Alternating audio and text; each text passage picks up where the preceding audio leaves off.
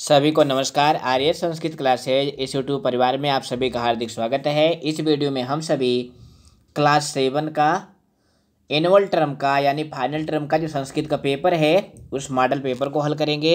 Model paper हल करने से संस्कृत में जो कमज़ोर बच्चे हैं वो भी अच्छे नंबर पा सकते हैं और जो अच्छे बच्चे हैं वो संस्कृत के पेपर में 60 में 60 नंबर पा सकते हैं। तो प्लीज़ बच्चों, अगर आप नए हैं तो चैनल को सब्सक्राइब करें और वीडियो को लाइक करना ना भूलें। हम आपके लिए हर क्लास में पेपर के पहले मॉडल पेपर लाते रहेंगे। तो ये देखो बच्चों, ये जो आपका पेपर है बिल्कुल मिड टर्म के जैसा ही होगा। 2.5 घंटे का पेपर होगा, 60 नंबर का होगा। आपका पेपर 4 खंडों में विभक्त होगा, खंड का, खंड खा, खंड गा और खंड घा। कुल 13 प्रश्न आपके पेपर में आएंगे। कितने प्रश्न आएंगे? 13 प्रश्न आएंगे।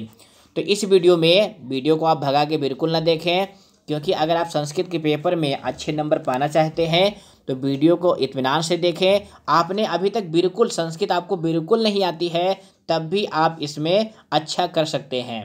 तो देखो बच्चों, आपका जो पहला प्रश्न होता है खंड का के अंतर्गत, उसमें लिखा होगा अपठित अवबोधनम और यह 8 नंबर का प्रश्न होगा।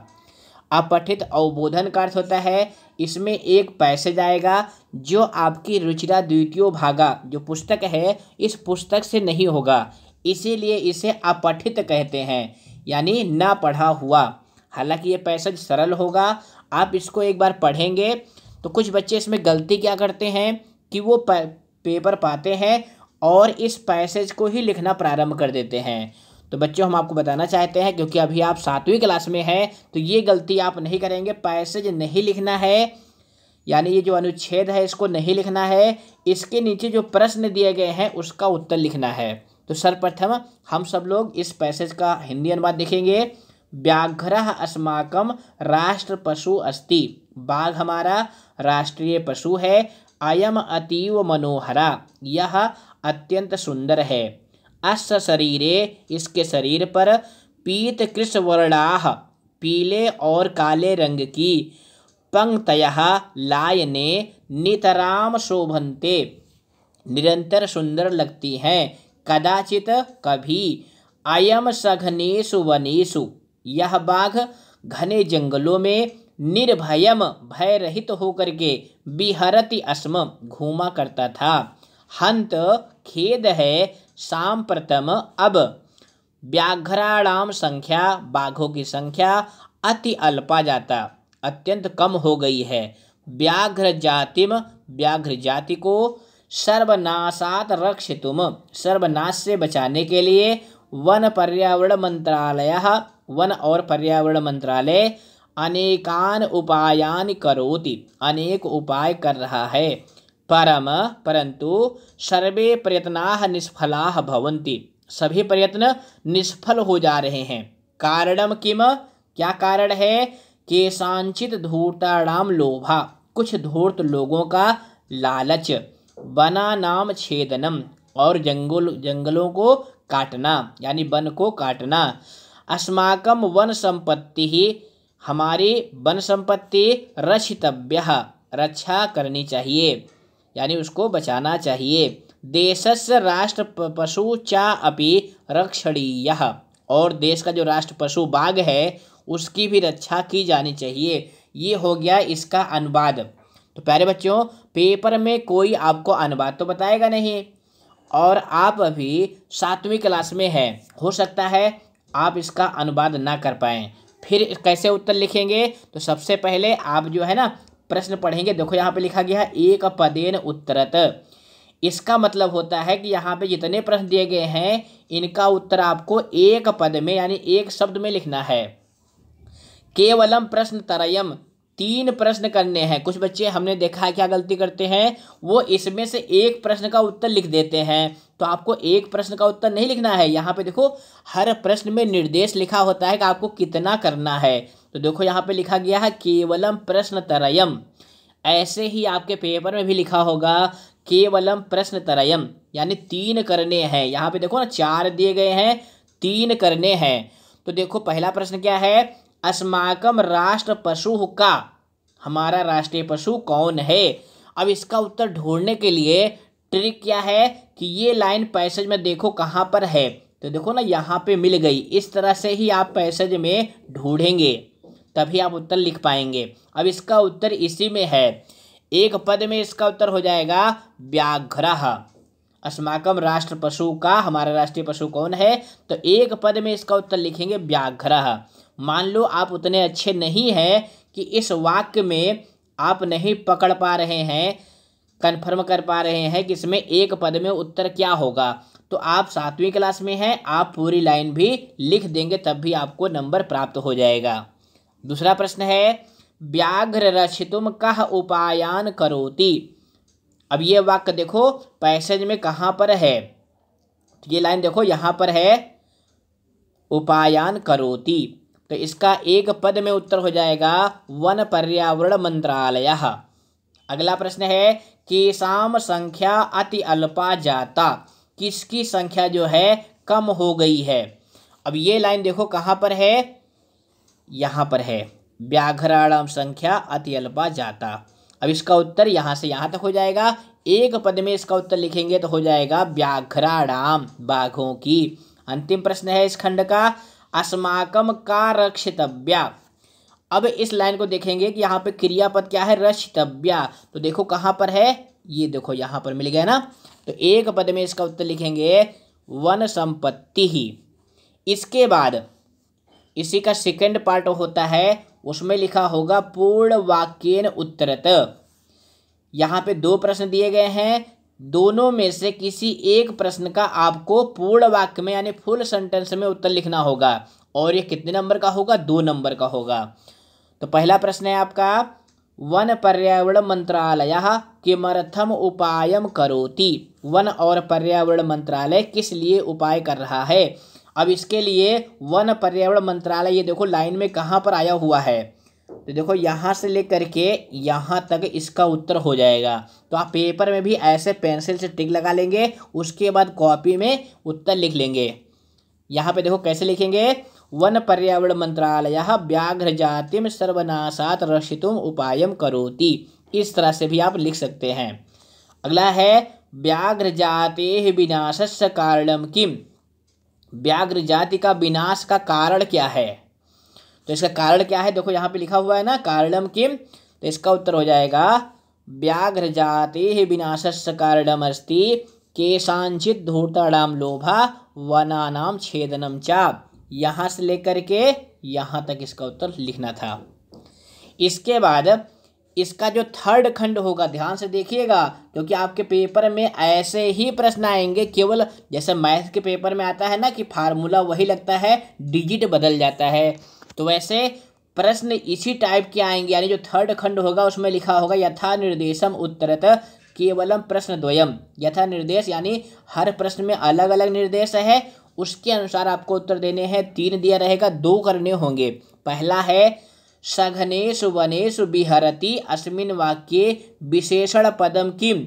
विशेषण पद आप जानते हैं जो संज्ञा या सर्वनाम की विशेषता बतलाते हैं, जिसको इंग्लिश में एडजेक्टिव कहते हैं, वही विशेषण होता है। तो यहाँ पे विशेषण कौन है, यहाँ पे विशेषण है ये जो खा वाला है सघनेषु, क्योंकि ये जो है वन की विशेषता बतला रहा है, इसलिए ये सघनेषु क्या है, विशेषण है। अति न्यूना इत पदस्य पर्याय पदम गद्यांश से प्रयुक्तम। प्यारे बच्चों, हम आपको बताना चाहेंगे कि पर्याय पदम का अर्थ होता है समान अर्थ वाला। क्या होता है, समान अर्थ वाला। तो अति न्यूना का अर्थ होता है अत्यंत कम, तो उसके लिए यहाँ पे आया हुआ है अति अल्पा, तो आपका ग वाला विकल्प सही हो जाएगा। अंतिम है प्रयत्नाः निष्फलाः भवन्ति अस्मिन् वाक्ये क्रियापदम किम। इस वाक्य में क्रियापद क्या है, क्रियापद जानते हैं, नहीं जानते हैं तो सुन लीजिए। इसका अर्थ होता है वर्ब, जिसको आप इंग्लिश में वर्ब कहते हो, हिंदी में क्रिया कहते हो, उसी को संस्कृत में क्रियापद कहते हैं, क्योंकि संस्कृत में शब्द को पद कहा जाता है, इसीलिए क्रियापद कहा जाता है।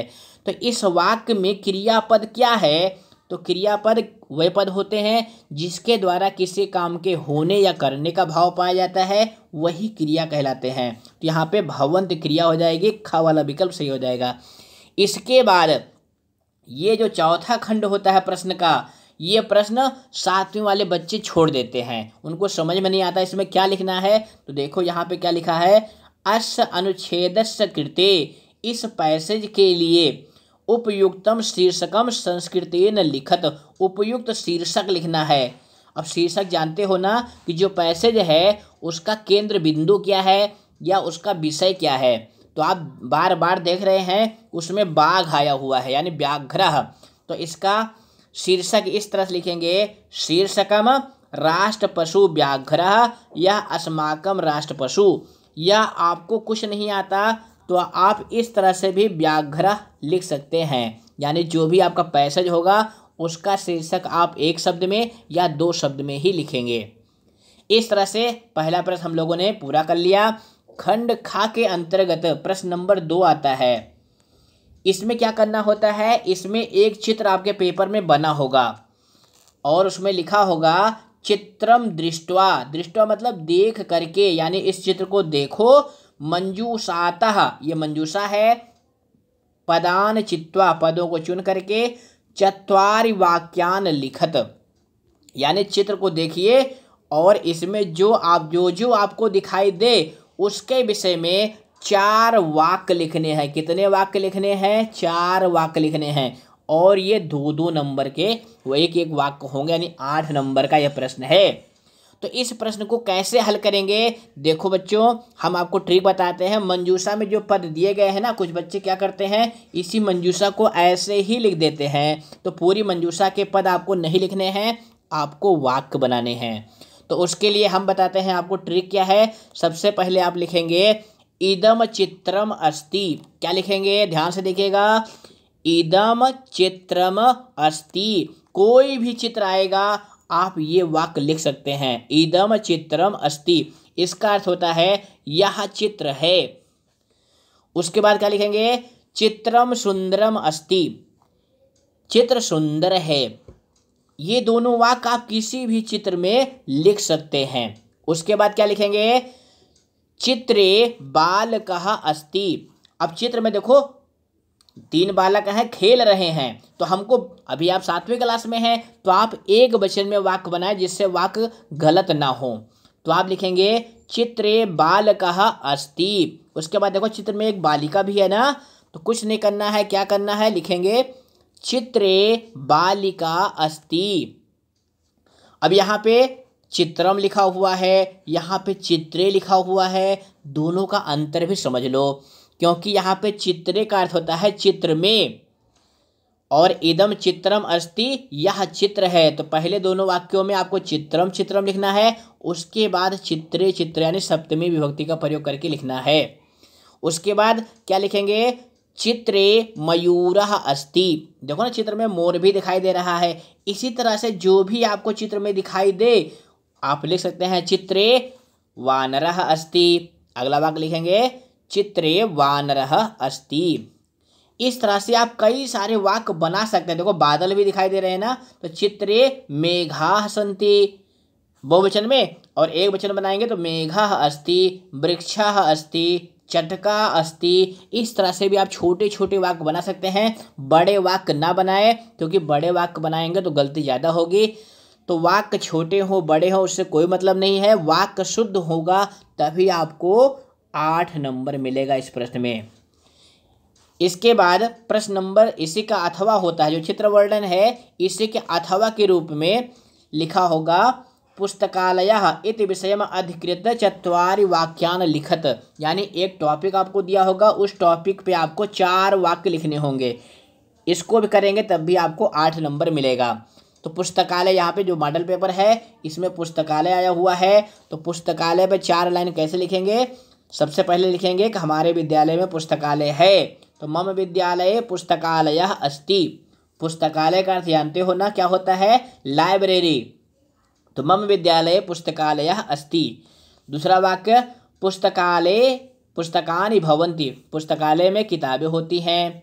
पुस्तकालये आसन्दाः भवन्ति, पुस्तकालय में कुर्सियाँ होती हैं। छात्राः पुस्तकालये पठन्ति, बालक क्या हैं पुस्तकालय में पढ़ते हैं। पुस्तकालय कोलाहलम ना भवति, पुस्तकालय में कोलाहल नहीं होता है। तो यहाँ पे हमने 5 वाक्य लिखे हैं, आपको पेपर में 4 ही वाक्य लिखने हैं। इसके बाद प्रश्न नंबर 3 आता है, ध्यान से देखिएगा, क्योंकि आपके पेपर में जो आपका पेपर का प्रारूप है ना 100% ऐसा ही होगा। पेपर आने के बाद मिला लीजिएगा, आपके पेपर का प्रारूप ऐसा होगा, यही प्रश्न आएगा। मैं इसकी गारंटी नहीं दे रहा हूँ, मैं केवल ये बता रहा हूँ जो प्रारूप है यानी जो प्रश्न पेपर का डिजाइन है बिल्कुल ऐसा ही होगा कि प्रश्न नंबर 3 में यही प्रश्न आएगा कि पदों को मिला करके आपको वाक्य बनाने हैं। देखो यहाँ पे लिखा है ना, पदान मेलनम कृत्वा वाक्य रचनाम कुरुत, पदों को मिलाइए और वाक्य बनाइए।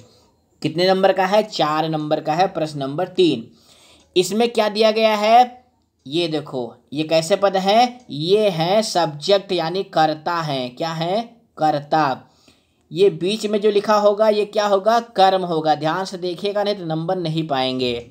इसके बाद जो अंत में लिखा होगा ये कैसे पद है? ये क्रियापद है। कैसे पद है? क्रियापद है। इन तीनों को मिला करके आपको सार्थक वाक्य बनाने हैं। तो प्यारे बच्चों, कुछ ट्रिक हम आपको बताएंगे कि कर्ता और क्रिया क्या होते हैं। तो आप जानते हैं संस्कृत में कर्ता 9 प्रकार के होते हैं। कैसे 9 प्रकार के होते हैं? सबसे पहले बात आती है पुरुष की। तो पुरुष कितने होते हैं? 3, प्रथम पुरुष, मध्यम पुरुष, उत्तम पुरुष। इसी तरह से वचन भी 3 होते हैं, एक वचनम, द्विवचनम, बहुवचनम। ध्यान से देखिएगा, क्योंकि ये सब बातें आपको 7वीं में तो काम आएंगी, 8वीं, 9वीं, 10वीं, हर क्लास में यही कर्ता यही क्रिया पूछा जाएगा। तो 3 पुरुष हो गए, 3 वचन हो गए। अब प्रथम पुरुष का सब्जेक्ट क्या होता है? सह, तौ, ते। ध्यान से देखिएगा, सह माने वह, तौ माने वह दोनों, ते माने वह सब। मध्यम पुरुष का सब्जेक्ट होता है त्वम, इवाम, यूयम। त्वम माने होता है तुम। ध्यान से देखिएगा, त्वम माने क्या होता है? तुम। आपके टीचर ने इसे पढ़ाया होगा। इवाम माने होता है तुम दोनों। क्या होता है? तुम दोनों। और यूयम माने होता है तुम सब। ये मध्यम पुरुष के सब्जेक्ट हैं यानी कर्ता हैं। उत्तम पुरुष का सब्जेक्ट है अहम, आवाम, वयम।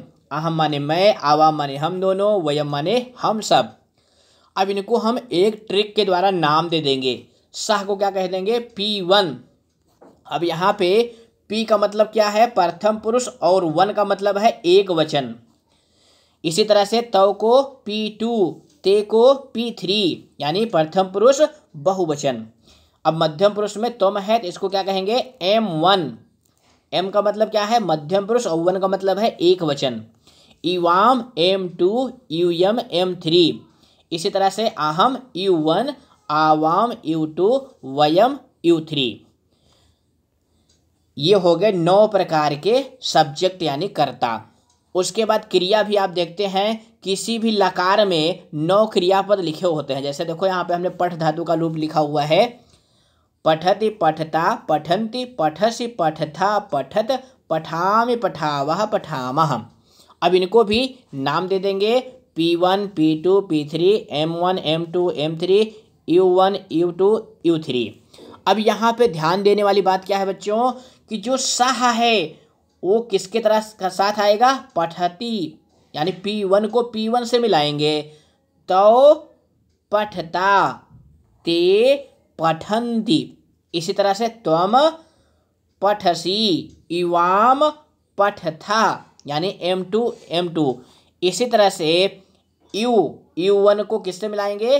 U1 से। अहम पठामि, आवाम पठावः, वयम पठामः। ये इतनी तालिका आपको याद रखनी है। नहीं याद हो पाती है कोई बात नहीं, देखो कैसे प्रयोग करेंगे। ये हम नई ट्रिक आपको बताने जा रहे हैं। कर्ता और क्रिया तालिका वो भूल जाएं, इतना ही याद रखोगे तभी आपका कल्याण होगा, आप अच्छे नंबर पा जाएंगे। इसमें देखो पहला वाक्य क्या लिखा हुआ है? त्वम। अब यहाँ देखो त्वम को किससे मिलाना है? सी से, यानी जिस क्रिया के अंत में सी होगा। तो सी देखो किसके अंत में है? ये मिल गया ना सी। कितना आसान है। त्वम को किससे मिलाना है? सी से। और जो प्रथम पुरुष होता है उसी में संज्ञा पद भी होते हैं, तो त्वम को मिलाएंगे सी से। अब त्वम का मतलब होता है तुम, और गच्छसि, यहाँ पे लिखा हुआ है गच्छसि। गच्छसि का मतलब होता है जाते हो। अब जाने के लिए कहाँ जाएगा, कोई स्थान चाहिए, तो यहाँ देखो स्थान किस कर्म पद में है, विद्यालयम, क्योंकि पत्र में, कंदुक में फल, इसका अलग अलग अर्थ है। स्थान क्या है, विद्यालय। तो बस पहला वाक्य क्या बनाएंगे, त्वम विद्यालयम गच्छसि। कितना आसान होता है वाक्य बनाना। दूसरा है मोहना। अब ये जो संज्ञा पद होते हैं ना, ये भी प्रथम पुरुष में होते हैं। तो मोहन अकेले है, तो इसके साथ क्या आएगा, ती। अब यहाँ देखो किस में ती है, ये देखो खादती में ती है ना, तो मोहन को ती से मिला दिया। अब खादती का अर्थ होता है खाता है। खादती का क्या अर्थ होता है, खाता है। तो पत्र तो खाएगा नहीं, कंदुक तो खाएगा नहीं, विद्यालय तो खाएगा नहीं, तो क्या खाएगा, फल खाएगा। तो बस हमारा वाक्य तैयार, मोहनः फलम खादति। अगला है अहम। अहम माने होता है मैं। अब देखो अहम को किससे मिलाना है, आमी से, यानी जिसके अंत में आमी हो। तो देखो ना, आमी किसके अंत में है, लिखामी। तो अहम लिखामी। अब मैं क्या लिख रहा हूँ, पत्र लिख रहा हूँ। तो बस तीनों को मिला करके वाक्य बनाइए, अहम पत्रम लिखामी। अब एक ही बचा हुआ है वयम। वयम मतलब हम सब। इसके साथ क्या आएगा, यहाँ पे देखो ना ट्रिक में, वयम आमः। अब आमः किस में है, यहाँ पे है। वयम क्रीडामः। क्रीडामः मतलब खेलते हैं, तो किससे खेलेंगे, कंदुक से। बस तीनों को मिला करके वाक्य लिख लीजिए। तो क्या बनेगा, वयम कंदुकेन क्रीडामः। तो इस तरह से आपको पेपर में क्या लिखना होगा, कॉपी में केवल आप इतना ही लिखेंगे, ये चारों वाक्य, ये जो तालिका बनी हुई है ना, ये सब बनाने की जरूरत नहीं है, केवल वाक्य लिखना है।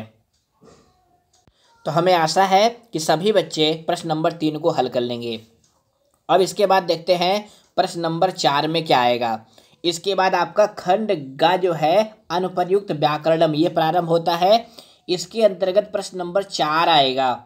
इसमें क्या आएगा, शब्दानाम विभक्ति लिखत, यानी इसमें शब्द रूप आएगा। क्या आएगा, शब्द रूप। कितने नंबर का, 3 नंबर का। 4 दिए गए होंगे, 3 लिखने होंगे। प्यारे बच्चों, हम आपको बताना चाहेंगे, ये जो प्रश्न है ना, ये 2 टाइप से पूछा जाता है। कितने टाइप से पूछा जाता है, 2 टाइप से पूछा जाता है। एक में क्या करते हैं, पद दे देते हैं, उसकी विभक्ति पूछ लेते हैं। दूसरा क्या देते हैं कि रिक्त स्थान के रूप में 2 कर्ता आपको दे देंगे और भरना होगा। तो यहाँ पे जो मॉडल पेपर है, इसमें पद दिया गया है, इसकी विभक्ति आपको लिखना है। तो विभक्ति आप सभी जानते हैं ना, कितनी विभक्तियाँ होती हैं, 7 विभक्तियाँ होती हैं। प्रथमा, द्वितीया, तृतीया, चतुर्थी, पंचमी, षष्ठी और सप्तमी। अब यहाँ पे विद्यालयस्, आपको बालक, बालिका और फल, 3 रूप आपको याद करने होंगे, तभी आप ये 3 नंबर प्राप्त कर पाएंगे। तो विद्यालयस्, इसमें कौन सी विभक्ति है, तो देखने से पता चल गया, इसमें अस्य है, तो क्या हो जाएगा, षष्ठी। जैसे बालक का बालकस्य बनता है, तो विद्यालय का विद्यालयस्।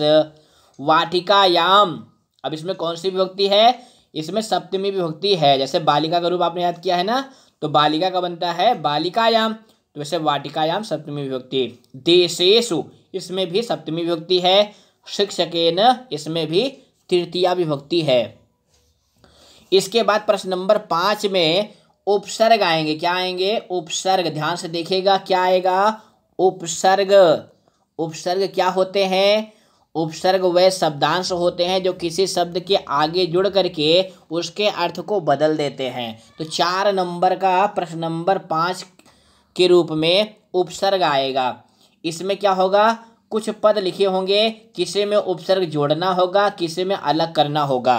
तो देखो, इन दोनों में जोड़ना है, इन तीनों में अलग करना है। तो देखो, अनुकरणम, अनुकरणम। अब यहाँ पे उपसर्ग क्या है, यहाँ पे उपसर्ग है अनु, और उसके बाद क्या है, करणम। तो कुछ नहीं करना है, अनु प्लस करणम आपको लिख लेना है। उसके बाद है परभवती। यहाँ पे उपसर्ग क्या है, प्र, और भवती जो है क्रियापद है। उसके बाद अगला है संस्कृतम। अब यहाँ पे उपसर्ग क्या है, सम उपसर्ग है, और कृतम जो है शब्द है। उसके बाद वि प्लस रचिता। अब देखो, जोड़ने में कुछ नहीं करना है, केवल आपको प्लस को गायब कर देना है और मिला के लिख लेना है। तो क्या लिखना है, विरचितम। उसके बाद अनु प्लस करोति, तो क्या हो जाएगा, अनुकरोति। तो इस तरह से उपसर्ग को अगर आप हल करेंगे तो 100% आप 4 नंबर उपसर्ग वाले प्राप्त करेंगे। वैसे हम आपको इसका सिलेबस बता देते हैं कि आपके सिलेबस में कुल कितने उपसर्ग हैं, क्योंकि संस्कृत में उपसर्ग तो 22 होते हैं। 9th के बच्चे पूरे 22 उपसर्ग याद करते हैं, लेकिन 7वीं क्लास का जो सिलेबस है उसमें केवल 6 उपसर्ग हैं। कितने उपसर्ग हैं? 6। कौन कौन से? प्रा, सम, अनु, वि, आ और अप। इन्हीं 6 उपसर्गों के उदाहरण आपको याद करने हैं। तो अगर आपको उपसर्ग बिल्कुल नहीं आते हैं तो हमारी उपसर्ग वाली वीडियो देखें, आप ये 4 नंबर 100% सफल मतलब प्राप्त करने में सफल होंगे। इसके बाद प्रश्न नंबर 6 आता है। इसमें क्या आएगा? प्रश्न नंबर 6 में संख्या आएगी। आप जानते हैं ना कि आपके टीचर ने आपको 1 से लेकर के 100 तक संस्कृत में गिनती याद करवाई है। तो इस प्रश्न में संख्या आएगा, कुछ संख्या लिखी होगी, उसका संस्कृत पद भी मंजूषा में लिखा होगा। बस केवल क्या करना है, आपको उसके सामने लिख लेना है ऐसे ऐसे करके। तो आप जो है 1 से लेकर के 100 तक संस्कृत में गिनती याद करिए। अब यहाँ पे देखो ना 22 लिखा हुआ है। 22 को क्या कहते हैं? देखो यहाँ पे मंजूषा में कौन कौन लिखे हुए हैं।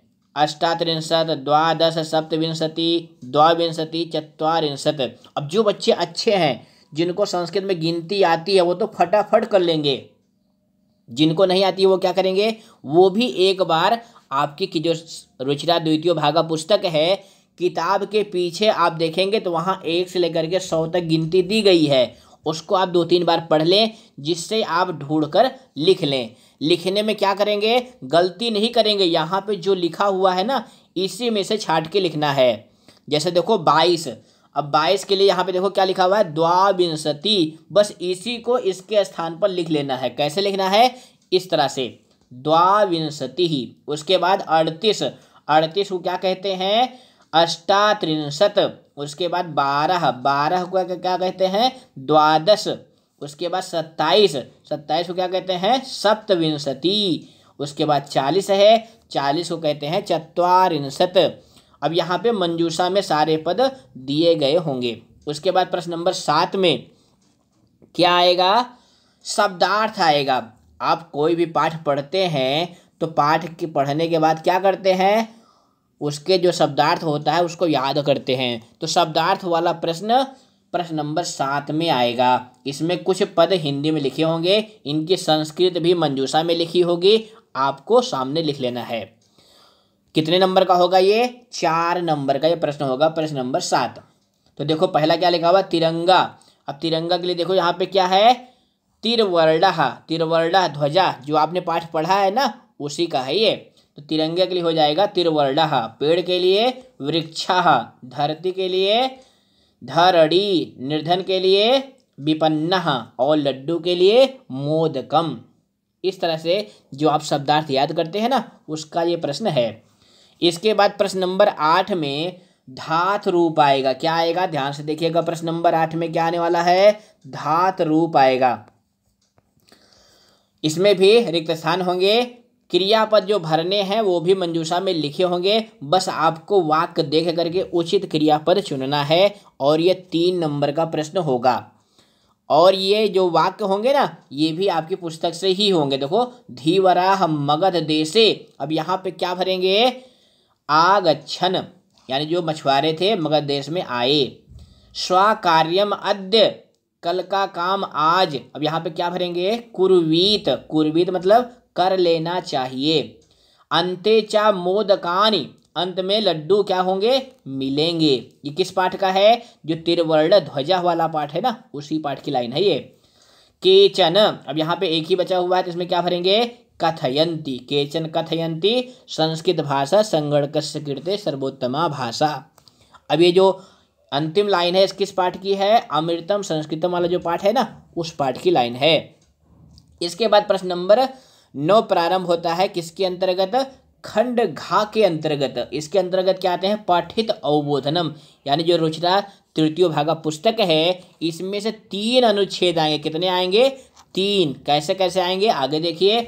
प्रश्न नंबर 9 होगा, इसमें जो स्टोरी वाला पाठ है, यानी जो गद्य वाला पाठ है, उसमें से पैसेज आएगा। अब यहाँ पे देखो ये पैसेज जो आया हुआ है ना, ये किस पाठ का है? संस्कृत भाषा अतीव वैज्ञान की। लाइन पढ़ने से ही आपको पता चल गया किस पाठ का है।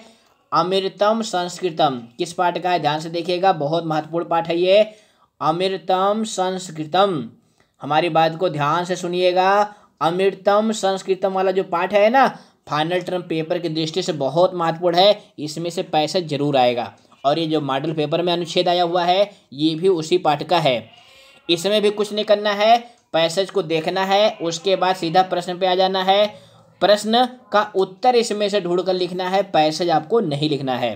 तो पहला प्रश्न है, एक पदेन उत्तरम लिखत अर्थशास्त्रम केन रचयते। अर्थशास्त्र की रचना किसने की है? तो ये लाइन देखो यहाँ पे आया ना, अर्थशास्त्रम कौटिल्य रचितम। ये देखो ना मिल गया यहाँ पे। तो जहाँ पे ये शब्द मिल जाए वही वाक्य आप लिख देंगे, तब भी आप नंबर पा जाएंगे। एक पद में इसका उत्तर क्या लिखेंगे? कौटिल्येन। क्या लिखेंगे? कौटिल्येन। शून्य से प्रतिपादनम कहा अकरोत। शून्य का प्रतिपादन किसने किया था? तो शून्य का प्रतिपादन किसने किया था? ये देखो यहाँ पे लिखा हुआ है, शून्य से प्रतिपादनम आर्यभट्ट अकरोत। तो इस तरह से प्रश्न पढ़ेंगे, उसकी लाइन जहाँ पे पैसेज में मिल जाए वही आपको लिख लेना है। तो क्या हो जाएगा? आर्यभट्ट। इसके बाद इसका भी सेकंड खंड होता है, पूर्ण वाक्येन उत्तरत कौटिल्य रचितम अर्थशास्त्रम कुत्र प्रसिद्धम अस्ति। कौटिल्य के द्वारा लिखा गया अर्थशास्त्र कहाँ पे प्रसिद्ध है? तो इसका उत्तर यहाँ से लेकर के यहाँ तक जहाँ पे ये लाइन मिल जाए ना, वही उसका उत्तर होगा। तो इसका उत्तर हो जाएगा कौटिल्य रचितम अर्थशास्त्रम जगति प्रसिद्धम अस्ति। जगत का मतलब होता है संसार में। अगला प्रश्न है, चिकित्सा शास्त्रे। चिकित्सा शास्त्र में कायोः योगदानम विश्व प्रसिद्धम। किसका योगदान प्रसिद्ध है? तो ये लाइन प्यारे बच्चों देखिए, पैसेज में कहाँ है? यहाँ से लेकर के यहाँ तक देखो ना, ये लाइन आई हुई है। तो बस इसी लाइन को ऐसे इस तरह से लिख लेंगे कि चिकित्सा शास्त्र में चरक और सुश्रुत का योगदान जो है विश्व में प्रसिद्ध है। ये चरक और सुश्रुत कौन है? ये हमारे देश के बहुत प्राचीन डॉक्टर हैं, यानी वैद्य हैं। इसके बाद इसमें जो है साखंड आता है। ये साखंड बहुत महत्वपूर्ण है। इसके अंतर्गत यथा निर्देशम होता है। इसमें जो लिखा होगा वही करना है। देखो पहला क्या लिखा हुआ है? अर्थशास्त्रम अत्र का विभक्ति, यानी इस पद में विभक्ति पूछा गया है, तो इस पद में द्वितीया विभक्ति है। जगति इत पदस्य पर्याय पदम किम। इसका पर्याय पद यानी समान अर्थ वाला क्या है? जगत माने क्या होता है? संसार में, तो हो जाएगा संसारे। उत्तमः इस पद का विपरीत अर्थकम पदम किम। इस पद का अपोजिट वर्ड कौन सा है? तो उत्तम माने क्या होता है? गुड। तो इसका विपरीत अर्थक पद हो जाएगा अधमः। अधमः माने क्या होता है? बैड, यानी खराब। उसके बाद प्रश्न नंबर 10 आता है। प्रश्न नंबर 10 में क्या आएगा? एक श्लोक आएगा। ध्यान से देखिएगा, एक श्लोक लिखा होगा, उसके नीचे प्रश्न लिखे होंगे, उनका उत्तर आपको देना है। ये भी 5 नंबर का अनुच्छेद होगा। इसमें जो है, जो आपके श्लोक वाले पाठ हैं उसमें से ये आएगा प्रश्न नंबर 10, श्लोक वाले पाठ से। अब यहाँ पे देखो एक श्लोक आया हुआ है, सत्यम ब्रूयात प्रियम ब्रूयात ना ब्रूयात सत्यम अप्रियम प्रियम चा न नृतम ब्रूयात एस धर्मा सनातनः। यानी हमें सत्य बोलना चाहिए, प्रिय बोलना चाहिए, और अप्रिय सत्य भी नहीं बोलना चाहिए, और प्रिय झूठ भी नहीं बोलना चाहिए। ये सनातन धर्म है। ये जो श्लोक है किस पाठ का है? जो आपका सदाचार वाला पाठ है ना, उसी पाठ का यह श्लोक है। कौन सा पाठ? सदाचार। तो इस पाठ को भी आप अच्छे से पढ़ लेंगे। तो पहला प्रश्न है आपका, किम ब्रूयात, क्या बोलना चाहिए? तो देखो ना यहाँ पे लिखा हुआ ब्रूयात, तो इसका उत्तर क्या हो जाएगा? सत्यम। प्रियम चा न किम ब्रूयात। अब यहाँ देखो प्रियम चा, तो क्या इसका उत्तर हो जाएगा? इसका उत्तर हो जाएगा अनिर्तम। ये देखो ना यहाँ पे प्रियम चा न अनिर्तम ब्रूयात। उसके बाद पूर्ण वाक्यन का प्रश्न है। इसमें 2 दिए गए होंगे, एक ही करने हैं। 2 नंबर का है ये। तो पहला है कीदृशम सत्यम ब्रूयात, कैसा सत्य बोलना चाहिए? तो इसका उत्तर हो जाएगा प्रियम सत्यम ब्रूयात, प्रिय सत्य बोलना चाहिए। किम चा ना अनिर्तम ब्रूयात, कैसा झूठ नहीं बोलना चाहिए? तो इसका उत्तर हो जाएगा प्रियम चा न नृत्यम ब्रूयात। अब मान लो प्यारे बच्चों आप इसका अर्थ नहीं ढूंढ पा रहे हैं तो क्या करेंगे, ये लाइन श्लोक में जहां मिले ना उसी लाइन को आप लिख दें, तब भी आपको 2 नंबर प्राप्त हो जाएंगे। अब इसमें भी साखंड होता है। पहला है प्रियम, अत्र का विभक्ति, प्रियम में विभक्ति पूछा गया है तो इसमें विभक्ति है द्वितीया। अनिर्तम इत पदस्य पर्यायवाची पदम की, पर्यायवाची मतलब समान अर्थ वाला, तो अनिर्तम माने होता है असत्य यानी झूठ, तो हो जाएगा असत्यम। सत्यम इसका विपरीत अर्थक पद पूछा गया है तो सत्यम का क्या हो जाएगा, अनिर्तम, यानी ये दोनों प्रश्न बिल्कुल एक जैसे हैं। इसके बाद प्रश्न नंबर 11, ध्यान से देखिएगा प्रश्न नंबर 11 क्या होगा, अधोलिखितम संवादम पठित्वा, नीचे लिखे हुए संवाद को पढ़ करके, यानी प्रश्न नंबर 11 में जो संवाद वाले पाठ हैं, कौन से पाठ हैं, संवाद वाले, जिसमें 2-3 लोग आपस में बातें करते हैं। अब यहाँ पे देखो ये जो पैसेज आया हुआ है, अनुच्छेद आया हुआ है, ये किस पाठ का है, जो आपका तिरवर्ण ध्वजा वाला पाठ है उस पाठ का ये पैसेज है।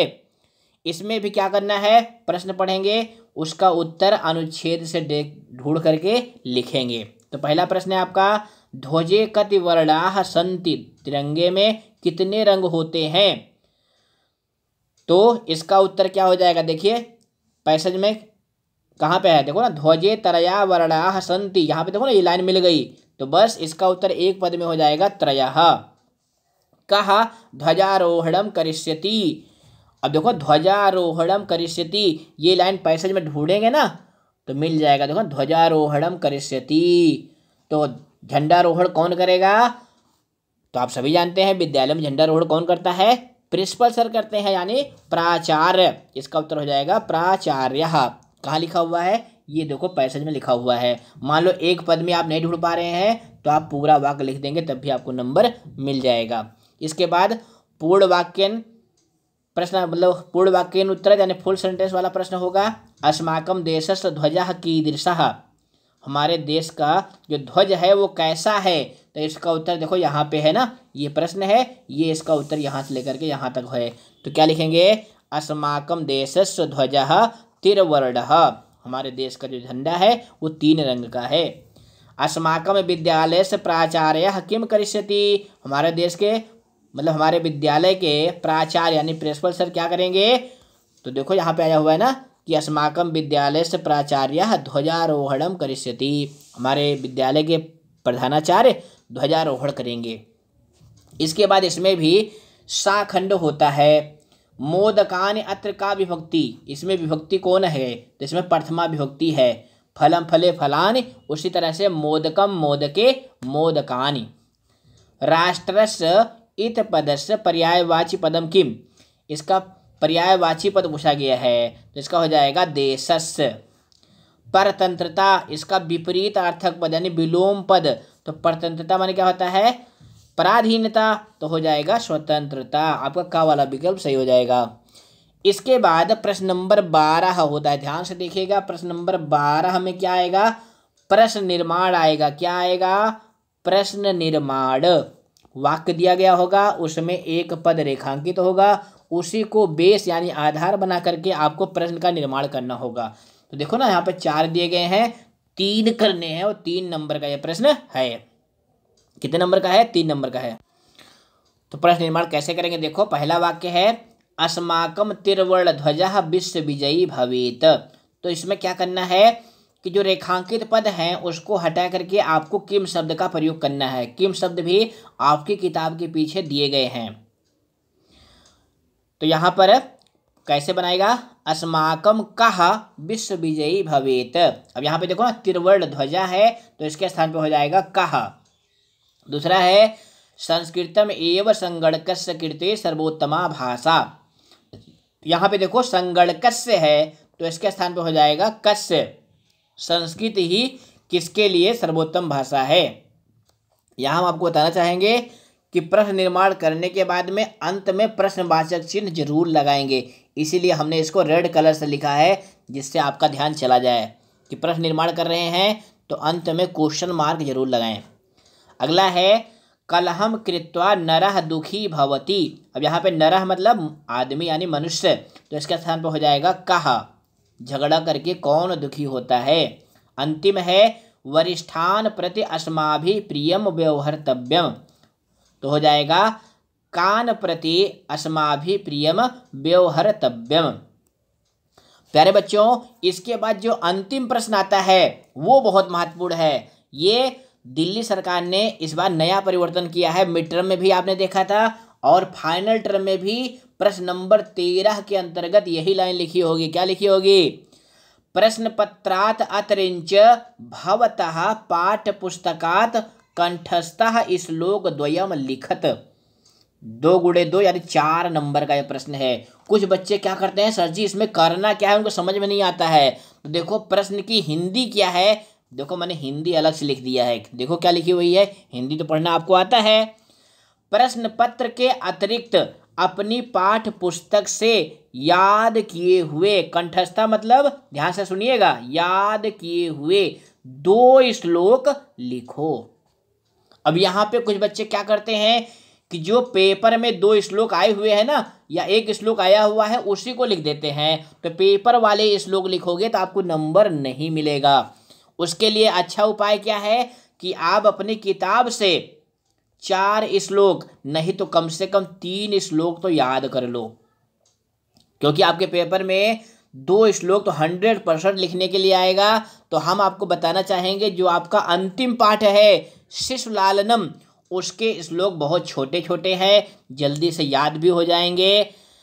वो पाठ जो है लोरी है। क्या है? लोरी। तो लोरी सुनना तो आपको अच्छा लगता है ना, तो हमने उसकी वीडियो गा करके बनाई है, तो उसको सुनेंगे तो वो लोरी भी याद हो जाएगी, 2 श्लोक भी आपको याद हो जाएंगे और 4 नंबर भी प्राप्त हो जाएंगे। देखो क्या लिखा है हमने, उदिते सूर्ये धरणी बिहसति पक्षी कूजति कमलम वीक्षति नदति मंदिरे उच्चैर्ढक्का सरितः सलिले सेलति नौका। तो इस तरह से आप गीत को गाएंगे तो याद हो जाएंगे। और कॉपी में तो इसके लिए उपाय क्या है कि आप पेपर के पहले घर पे कम से कम 10 बार, कितनी बार? 10 बार, 10 बार लिख लिख के याद कर लें, जिससे गलत ना हो। ये 4 नंबर आपके 100% पक्के हो जाए। आपके पेपर का जो अंतिम प्रश्न होगा उसमें 2 श्लोक लिखने के लिए आएगा। तो इस तरह से बच्चों हमने पूरा पेपर हल कर लिया है। अभी भी कोई क्वेश्चन आपको न समझ में आया हो तो आप हमें कमेंट करें, अपने दोस्तों को शेयर करें। फिर मिलेंगे, धन्यवाद।